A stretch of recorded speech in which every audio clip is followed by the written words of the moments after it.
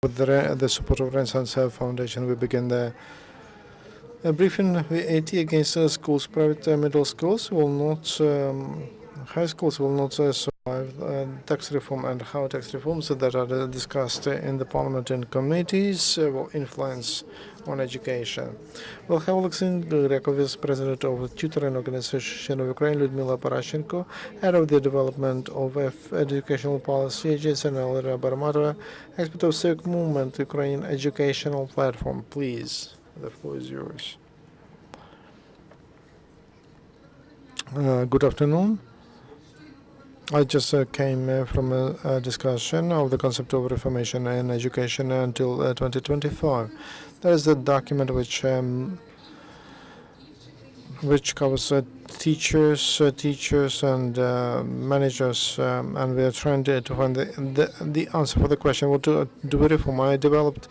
I was among those developers of the basic law on education, which tries in which we create all field for all education reforms in order to improve the quality of our education and also to satisfy education needs of everyone.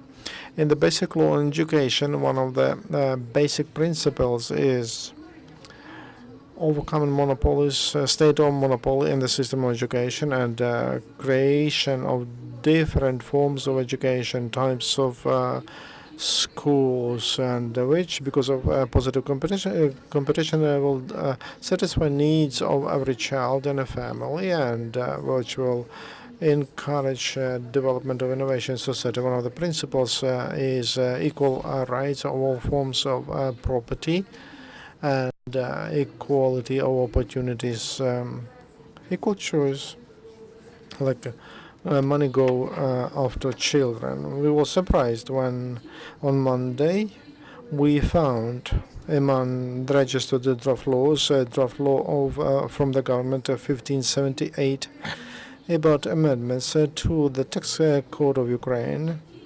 which in fact destroys all efforts to overcome state monopoly and to encourage private sector of education. That those amendments are not only about private sector or private education, which in the system of general primary school and prime school and full prime, it's hardly 1% from general number of education institutions. And in EU countries, that reaches 20%, and also in the Netherlands 75%. It's on the level of the 75%. And that amendment is about higher education because it introduces exemption for VAT from all for all services in education. So it means that since January 1, 2015, all who receive money, not education, not from the budget, they will have to pay 20% more. What does it mean for a citizen? If a student signed a contract and studies in a public university since January 1st, though the contract is for 4 years, the cost will be 20% higher. What does it mean for a private school?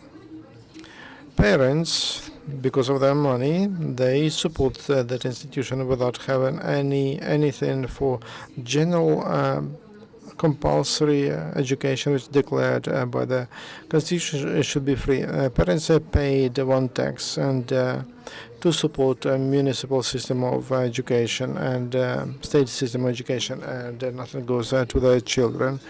Parents pay for private schools because they believe that private schools can satisfy culture, education, physical and other needs of other children, and they're ready to pay for that. And school paying from that money salary to teachers for meeting the state standards, and they pay already as make a social input.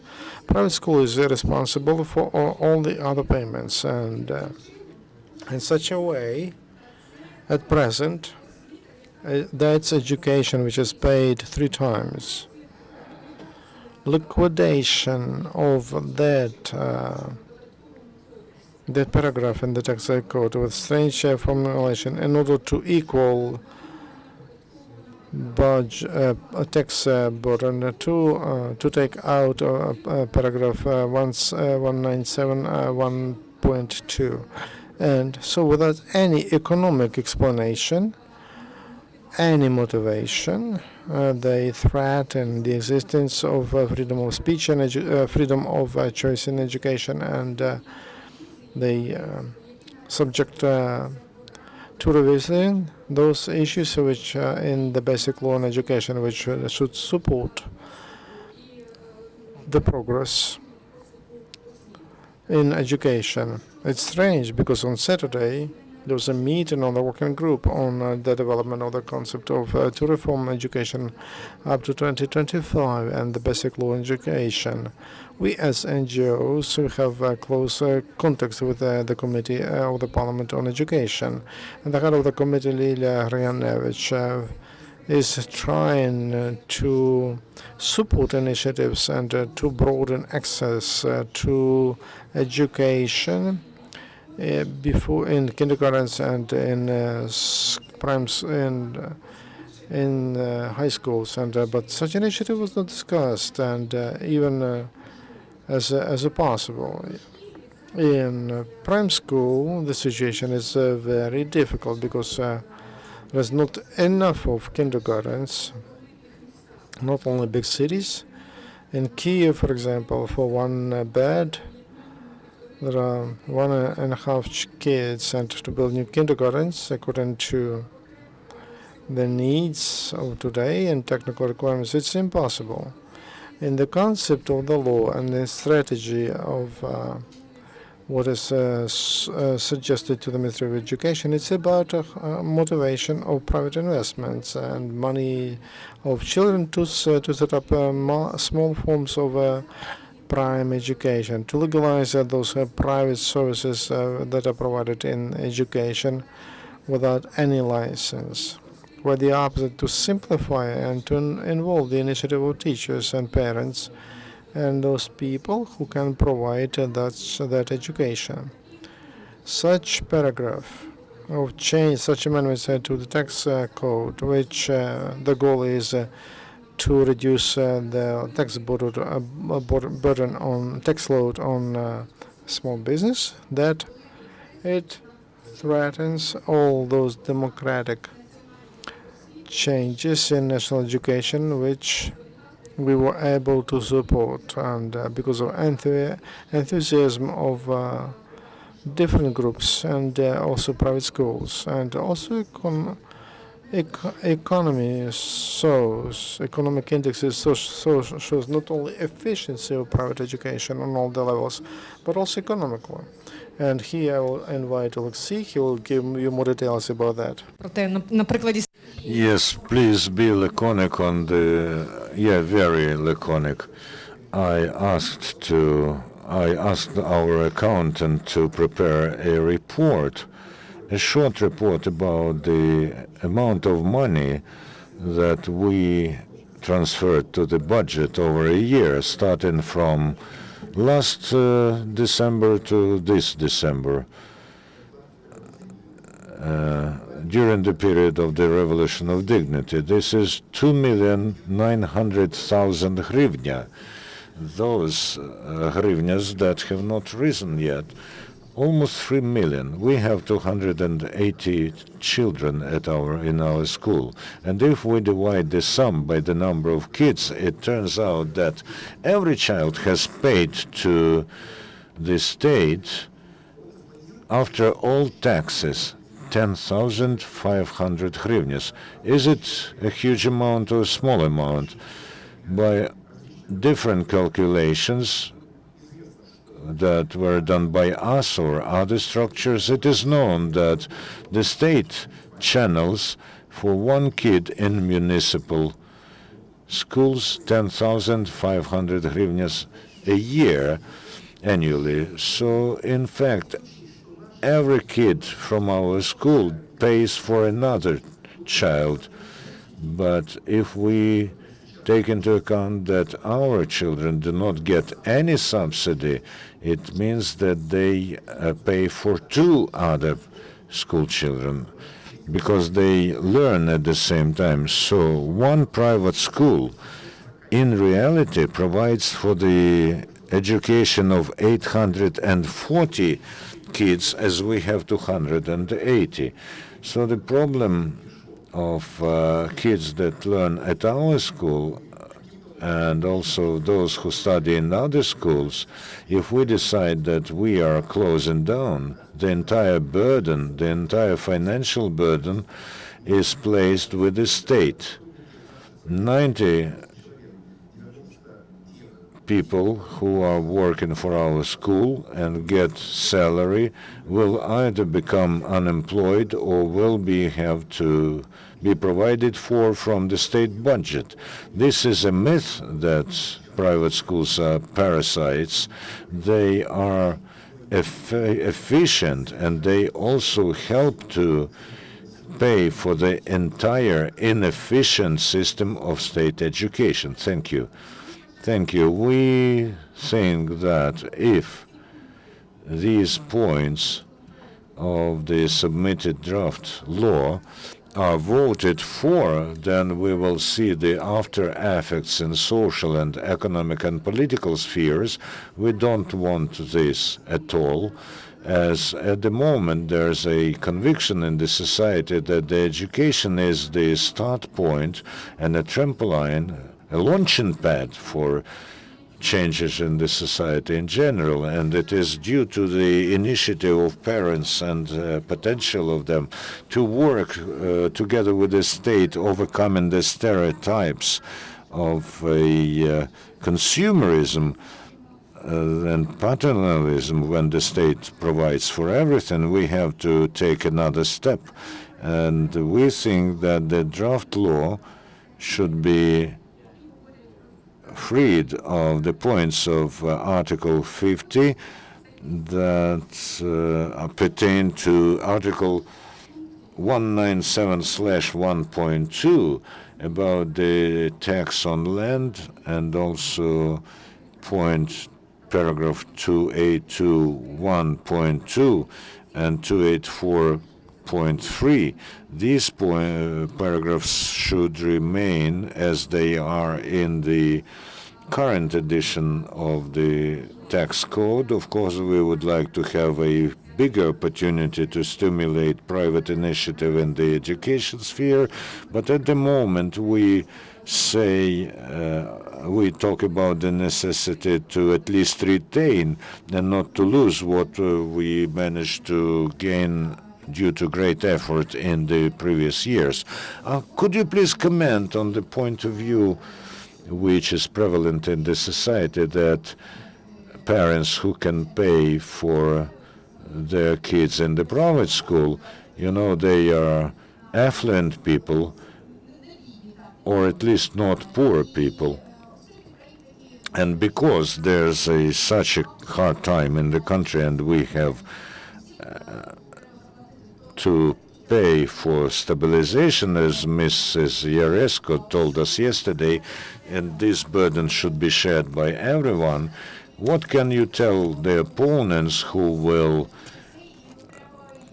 say something like, this is a difficult time and we shall survive and then move forward? So I'd answer like this. We are in a very unequal position as compared to municipal schools, when we are paying all taxes that we have to pay, irrespective of what the situation is with the parents who also lose their jobs or their businesses shrink.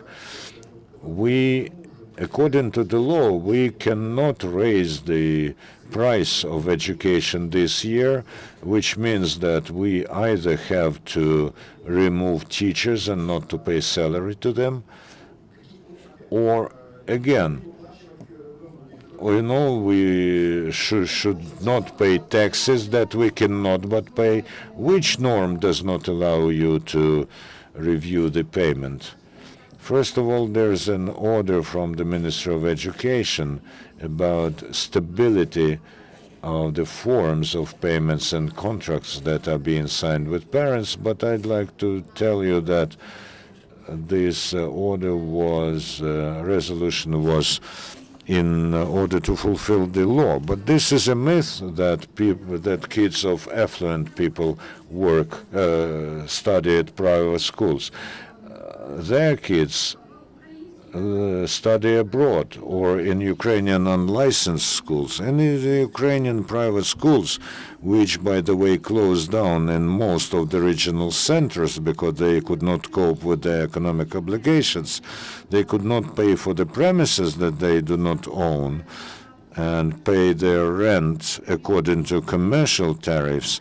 In Kyiv, this rental reaches 120 hryvnia per square meter. Is it affordable to a school that works 90% according to state standards?